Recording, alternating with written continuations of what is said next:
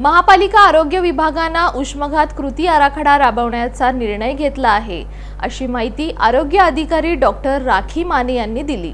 सोलापूर शहराच्या तापमानात वाढ होत असून तप्त उन्हात नागरिक उष्माघाताला बळी पडू नयेत यासाठी महापालिकेच्या आरोग्य विभागाने उष्माघात कृती आराखडा राबवण्याचा निर्णय घेतला आहे, अशी माहिती आरोग्य अधिकारी डॉक्टर राखी माने यांनी दिली। वाढत्या उन्हामुळे नागरिकांनी आवश्यक ती काळजी घेणं गरजेचं आहे। कूलरसह उष्णतारोधक पेंट घराच्या छतावर मारल्यास 2 ते 3 डिग्री तापमान कमी होण्यास मदत होईल।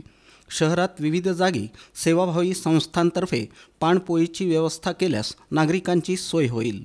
बेघर लोकांसाठी पोलीस प्रशासन, स्वयंसेवी संस्थांसह इतरांनी सहकार्य करावं, असं आवाहन डॉक्टर राखी माने यांनी केलं।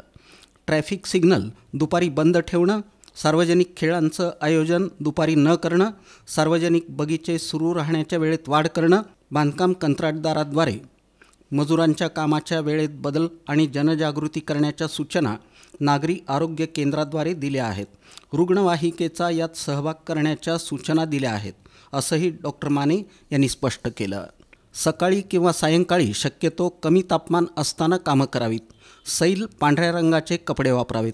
सरबत, पन्हे किंवा साधं पाणी अधूनमधून घेत राहावं। उन्हात बाहेर जाताना डोक्यावर टोपी, टॉवेल किंवा उपरणं वापरावं।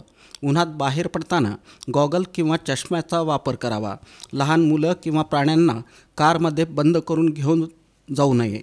विशेषतः लहान मुलं, गरोदर स्त्रिया आणि ज्येष्ठ नागरिकांनी शक्यतो सकाळी किंवा सायंकाळीच कामानिमित्तानं घराबाहेर पडावं। बाहेरील ज्यूस, पाणी आणि खाद्यपदार्थांचा वापर टाळावा।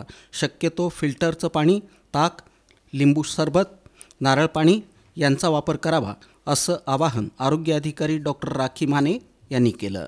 उन्हाळ्यात हमाल, शेतमजूर, वीटभट्टी कामगार असे फार वेळ काम करणारे, तसंच कारखान्याच्या बॉयलर रूममध्ये काम करणारे, अधिक तापमानाच्या खोलीत काम करणारे, घट्ट कपड्यांचा वापर करणारे यांना उष्माघाताचा धोका संभवू शकतो। उष्माघाताची लक्षणं म्हणजे थकवा येणं, ताप येणं, त्वचा कोरडी पडणं, भूक न लागणं, पोटऱ्यांमध्ये वेदना किंवा गोळे येणं, डोकं दुखणं, रक्तदाब वाढणं, मानसिक बेचैनी, अस्वस्थता, बेशुद्ध अवस्था ही लक्षणं आहेत।